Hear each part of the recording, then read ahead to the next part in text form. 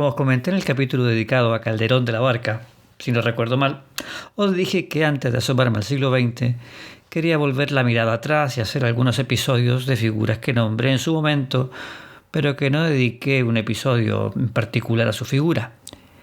Y en ello estoy.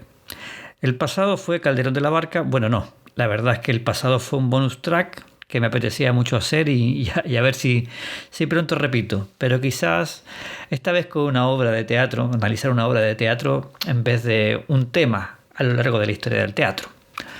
Pero bueno, vamos al lío que me disperso.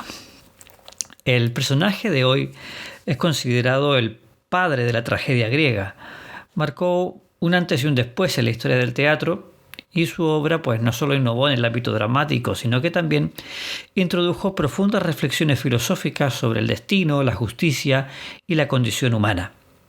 Durante su carrera pues escribió más de 90 obras, aunque solo se conservan 7 en su totalidad. Entre ellas pues la trilogía que hoy vamos a analizar, la Orestiada, que también me cuesta decir esa palabra, Orestiada. Esta obra se erige como la obra cumbre de su legado. Así que, bueno, si no sabéis de quién estamos hablando, hoy en Espacio Teatro vamos a hablar de Esquilo. Comenzamos.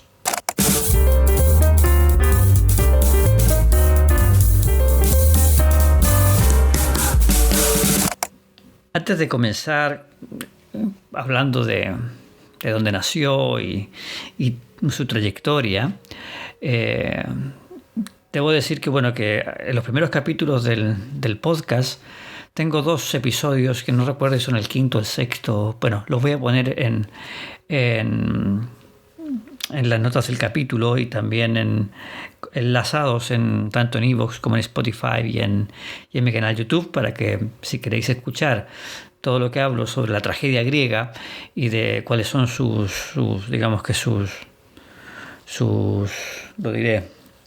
características, las podéis ver en ese capítulo o en esos 2 capítulos que lo trabajo más en profundidad. Aquí solamente vamos a hablar de Esquilo y de la Orestiada. Y ahora sí, vamos al lío. Pues Esquilo nació aproximadamente allá por el año 525 antes de nuestra era, en Eleusis, cerca de Atenas, en un contexto de cambios políticos y culturales en la antigua Grecia. Se cree que provenía de una familia que de alguna manera estaba vinculada al ámbito religioso y cívico, lo que más tarde pues se reflejaría en sus obras. Participó en campañas militares, destacándose en batallas cruciales como Maratón y Salamina, enfrentándose a la amenaza persa. Estas experiencias bélicas influyeron en su perspectiva sobre el destino y el sufrimiento humano y se pueden percibir en la solemnidad y el tono de sus tragedias. Su carrera dramática pues comenzó en un momento de consolidación del teatro ateniense. Innovó en la estructura dramática al introducir un segundo actor en el escenario. Ten en cuenta que antes solamente había uno, que lo había hecho Thespis, pero bueno, eso en los capítulos dedicados al teatro griego. Decíamos que introdujo un segundo actor en el escenario, lo que permitió pues desarrollar diálogos y conflictos más complejos. Esta innovación amplió enormemente el potencial dramático y la expresividad del teatro griego, marcando el inicio de la tragedia clásica. Este chico murió aproximadamente en el 456 antes de nuestra era, y su legado, sin embargo, perduró a lo largo de los siglos, no solo por sus innovaciones formales, sino por su capacidad para abordar temas universales, como decía anteriormente, la justicia, el destino y la relación entre lo divino y lo humano. Entre las obras completas de Esquilo se encuentran títulos fundamentales como Los persas, que es una tragedia basada en hechos históricos que muestra la perspectiva de los persas tras la derrota en la batalla de Salamina, batalla en la que él estuvo, explorando el dolor y la culpa de un imperio en decadencia. Otra de las obras es Los 7 contra Tebas, que representa la lucha entre el orden y el caos y la inevitabilidad del destino en los conflictos familiares y políticos. Luego está Los suplicantes, que aborda la temática de la migración, la hospitalidad y el conflicto entre lo divino y lo humano. También tiene Prometeo encadenado, aunque Esta autoría ha sido ampliamente debatida, pero es común ponerla dentro de su legado. Esta obra explora el sufrimiento y la rebeldía contra los dioses. Y tenemos la Orestiada, esta trilogía compuesta por Agamenón, las Coéforas y las Euménides, y que es el núcleo del legado de Esquilo y la obra que exploraremos en profundidad a continuación. La Orestiada es la única trilogía de las tragedias griegas que se conserva en su totalidad y está compuesta por 3 obras: Agamenón, las Coéforas y las Euménides. Esta trilogía narra la trágica saga de la familia de Agamenón y la venganza que recorre generaciones, ofreciendo una profunda reflexión sobre la justicia, el destino y la redención. En la primera, Agamenón, que es la que habla la trilogía, se presenta con el regreso del rey Agamenón a Argos tras la guerra de Troya. Su llegada es celebrada, pero también está marcada por la traición. La reina Clitemnestra, resentida por las ofensas y el sacrificio de su hija Ifigenia, ofrecida en aras del triunfo bélico, conspira para vengarse de Agamenón. Los temas más importantes de esta obra son, por una parte, la venganza, que es como motor del destino. De hecho, Clitemnestra encarna la venganza personal y familiar, mostrando cómo la sed de justicia puede desbordarse en un ciclo trágico. Otro tema importante de esta obra es el conflicto entre el deber y la moralidad. Agamenón es un personaje complejo, atrapado entre su responsabilidad como rey y su destino trágico, simbolizando la tensión entre la autoridad y la ética personal. Y otro tema es la ironía del poder. La aparente gloria de Agamenón se ve socavada por sus acciones y las consecuencias que generan en su familia, lo que subraya la fragilidad del poder y la inevitabilidad del destino. Por ejemplo, en una de las escenas más recordadas, Clitemnestra revela su plan de venganza, justificándolo como un acto de justicia contra la tiranía de Agamenón. Esta escena no solo sienta las bases del conflicto, sino que también plantea preguntas sobre la legitimidad de la venganza como forma de justicia. Luego, en la segunda obra, Las Coéforas, pues narra la angustiosa situación de Orestes, que es el hijo de Agamenón y Clitemnestra, quien es perseguido por la culpa y el temor a la venganza. Obligado a huir, Orestes vive en el exilio marcado por el dolor de su pasado y el peso de la maldición familiar. Los temas de esta obra fundamentales son la culpa y el exilio. Orestes pues representa la carga del crimen y la culpa heredada. Su destino es inevitable y su exilio simboliza el aislamiento que produce la violencia y la venganza en la sociedad. Otro tema es el dilema del deber filial. La decisión de Orestes de vengar la muerte de su padre, Hamlet, se convierte en un conflicto moral entre el deber hacia la familia y la repulsión por la violencia. Otro tema es el conflicto entre lo divino y lo humano. La intervención de los dioses en el destino de Orestes ilustra cómo el orden divino y el caos humano se entrelazan en la tragedia. Un ejemplo lo podemos ver en la escena en la que Orestes, atormentado por sus acciones, dialoga consigo mismo, donde se refleja esta lucha interna entre el deseo de redención y lo inevitable de su destino, mostrando una profundidad psicológica que anticipa la tragedia moderna. Luego tenemos, para finalizar, las Euménides, que cierra esta trilogía con el juicio de Orestes. Después de años de infortunio y persecución, Orestes es llevado a los dioses para ser juzgado por el asesinato de su madre. El conflicto se resuelve mediante un proceso judicial en el que se establece un nuevo orden basado en la justicia y la misericordia. Los temas en esta obra son la transición de la venganza a la justicia institucional, o sea, la transformación del sistema de venganza personal en un juicio organizado simboliza pues la evolución de la sociedad hacia una justicia más racional y equitativa, no tanto el ojo por ojo, diente por diente. Luego tenemos otro tema que sería la redención y la renovación, o sea, el veredicto final que absuelve a Orestes marca de alguna manera un renacer moral y establece la base para un nuevo orden social. La instauración de las Euménides, diosas que inicialmente eran temidas, se reconcilia con su papel protector y transformador en la comunidad. Y luego tenemos el papel de los dioses en la justicia. La intervención divina en el juicio de Orestes subraya la idea de que la justicia última trasciende lo humano, estableciendo un equilibrio entre la venganza y la clemencia. Por ejemplo, en la escena final de esta obra, en la que Atenea instituye un tribunal para juzgar a Orestes, es crucial porque aquí se representa el paso de una justicia primordial basada en la sangre y la venganza a una justicia civil basada en la razón y el orden. Este cambio pues simboliza la posibilidad de redención y la creación de un nuevo pacto social.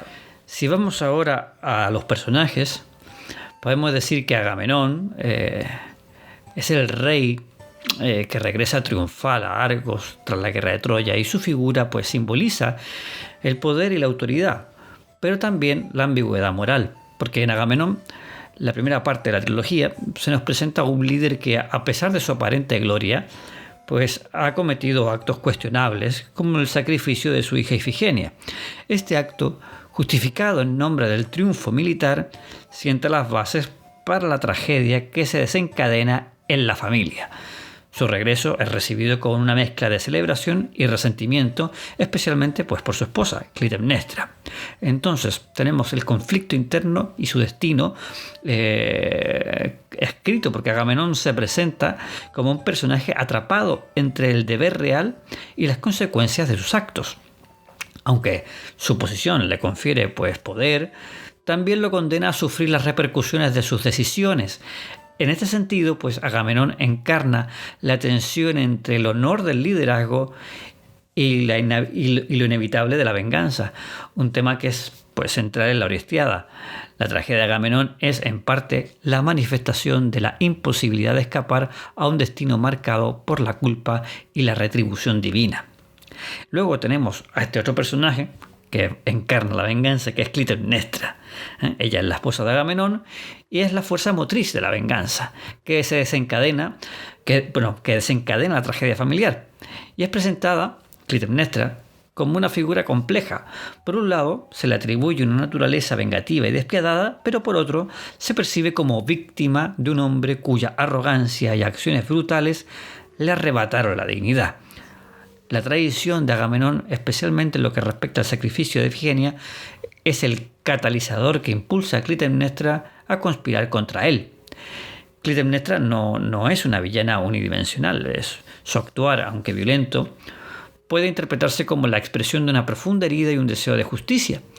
Su venganza es tanto personal como simbólica, representando el rechazo a un orden social que permitía la opresión y la injusticia. Además, su relación con otros personajes, por ejemplo su relación con Egisto, que ya hablaré de él, muestra cómo su ambición y su sed de justicia se entrelazan con sentimientos de resentimiento y dolor. Otro de los personajes fundamentales de esta trilogía es Orestes, hijo de Agamenón y Clitemnestra. Es el personaje que encarna la tragedia intergeneracional y el dilema moral entre el deber filial y la condena por el matricidio. En las Coéforas, Orestes se ve forzado a vengar la muerte de su padre, lo que lo lleva a cometer el asesinato de su propia madre. Este acto, que marca el clímax de la venganza, es el eje central de la Orestiada. El personaje de Orestes pues está profundamente marcado por la culpa, el conflicto moral y la lucha interna entre el instinto de venganza y la búsqueda de redención. Su tormento se manifiesta en escenas en las que se debate entre la obligación de vengar a su padre y el remordimiento que le provoca, pues evidentemente, la pérdida de su madre. La evolución de este personaje a lo largo de la trilogía simboliza el paso del individuo de una justicia basada, como decía antes, en la venganza personal, a un sistema más estructurado y ordenado, representado en el juicio final de las Euménides. Y luego tenemos a este personaje, que son las Euménides, que aunque en sí mismo no es un personaje en el sentido tradicional, el coro de las Euménides y la intervención de los dioses como Atenea pues juegan este papel crucial en la resolución de la trilogía. Representan esta transición de la venganza personal a la justicia institucionalizada. La instauración del tribunal por parte de Atenea pues simboliza el fin del ciclo de la sangre y el inicio de un nuevo orden basado en la ley y el juicio racional. La transformación de las furies, como se llamaban antes, en Euménides, las benignas, es un poderoso símbolo del cambio de paradigma en la justicia. Tened en cuenta que los griegos todo el tiempo están intentando pues educar a su pueblo, ¿vale? El paradigma de la justicia que es pasamos de la represión violenta a la redención y el perdón. Este cambio pues se refleja en esa idea de que la libertad del individuo pues no puede separarse de la justicia social y que el orden debe reconfigurarse para permitir un futuro mucho más equilibrado. Otro de los personajes que no es bien principal, no es un personaje principal de la historia, pero sí creo que es fundamental, es Egisto. Egisto es el amante de Clitemnestra y su presencia es decisiva para la conspiración contra Agamenón, ya que representa el elemento externo que se suma a la insatisfacción interna de la reina. Su participación en el complot intensifica pues el sentimiento de traición y refuerza el tema central de la venganza familiar. Egisto encarna la corrupción y la decadencia de la nobleza. Su relación con Clitemnestra no es solo amorosa, sino que simboliza el abuso de poder, evidenciando cómo las pasiones desordenadas y la ambición personal pueden socavar la integridad y la justicia en el seno de la familia real. Real era en esa época. Aquí podríamos hablar de familias políticas también. Creo que este tipo de cosas que estoy ahora hablando se pueden ver claramente en muchos de los gobiernos que hoy día pues imperan en este y en otros países. Mientras que personajes como Agamenón y Orestes pues están marcados por la lucha interna con el destino y la justicia, pues Egisto representa una forma de mal que proviene del egoísmo y la descomposición ética. Esto permite a Esquilo acentuar la tensión entre el orden moral y la corrupción, haciendo de Egisto un elemento indispensable en la estructura dramática de la Orestiada. La implicación de este personaje en los actos inmorales de Clitemnestra pues contribuye a que la venganza pues se vuelva algo inevitable, y su presencia pues ayuda a justificar desde la perspectiva del público griego la acción punitiva que recae sobre Agamenón y posteriormente el destino trágico sobre la familia. Egisto, al representar la corrupción y la intriga dentro del poder, subraya la idea de que el destino de los personajes está sellado por fuerzas externas e internas en las que el error moral y la ambición desmedida pues juegan un papel determinante. Luego tenemos a otro personaje que también es importante, no tanto en la obra de Esquilo, pero sí dentro de lo que digamos de la fábula de la Orestiada, que es Electra. Electra, habrán otras obras como la misma Electra de Sófocles y la de Eurípides, donde presentarán este personaje de diferentes maneras. Ella es la hermana de Orestes. En la versión de Esquilo, pues la atención se concentra pues en la dinámica más entre Agamenón, Clitemnestra y Orestes, y la narrativa se centra pues en la venganza y la redención de Orestes, y el mito se desarrolla sin darle un rol protagonista a Electra, porque esto a él le permite pues darle un enfoque al ciclo de venganza y la intervención divina con las Euménides como elementos centrales de la trama.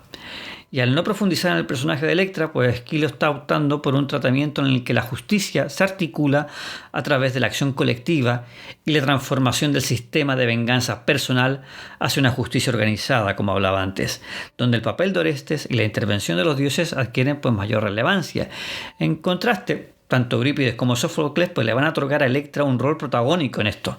En sus obras, Electra es el motor de la venganza familiar, impulsada por el dolor y el deseo de castigar a su madre Clitemnestra y al amante Egisto por el asesinato de Agamenón, su padre. Su sufrimiento y su determinación pues se convierten en el eje emocional de la tragedia. De hecho, en las versiones de Eurípides, Electra es presentada de forma muy emotiva y apasionada, mostrando un profundo conflicto interno y una crítica hacia la moralidad de la familia. Su carácter pues se desarrolla con matices que resaltan tanto su vulnerabilidad como su fuerza para actuar. Sófocles, por su parte, le otorga una dimensión más equilibrada, donde la venganza se mezcla con un sentido de deber y justicia, pero siempre con un marcado énfasis en el dolor personal que le impulsa a actuar. Mientras que en Esquilo, pues la venganza y la justicia se abordan desde una perspectiva colectiva y generacional, en las versiones de Eurípides y Sófocles, pues Electra se convierte en un símbolo del sufrimiento individual y del deseo de cambio personal en el marco de una tragedia familiar. Esto permite que su personaje se explore desde una óptica mucho más introspectiva y emocional, haciendo énfasis en el conflicto entre la lealtad filial y la repulsión moral. En resumen, pues que la diferencia fundamental radica en el enfoque narrativo. En la Orestiada de Esquilo, pues se centra en la lucha intergeneracional y la transformación de la justicia a nivel colectivo, relegando a Electra a un papel secundario, mientras que las versiones de Eurípides y Sófocles, pues es todo lo contrario, encarna el dolor y la venganza y la búsqueda de justicia a través de un clamor personal. Cada tratamiento pues aporta diferentes visiones sobre la libertad, la justicia y el destino en el marco del mito familiar, enriqueciendo pues la tradición trágica griega. En conclusión, podríamos decir que la Orestiada, a través de sus personajes, pues nos presenta un relato trágico en el que se entrelazan pues el destino, el honor y la justicia. Y cada personaje, pues desde Agamenón hasta Orestes, pues encarna una parte de la condición humana y sus conflictos inherentes.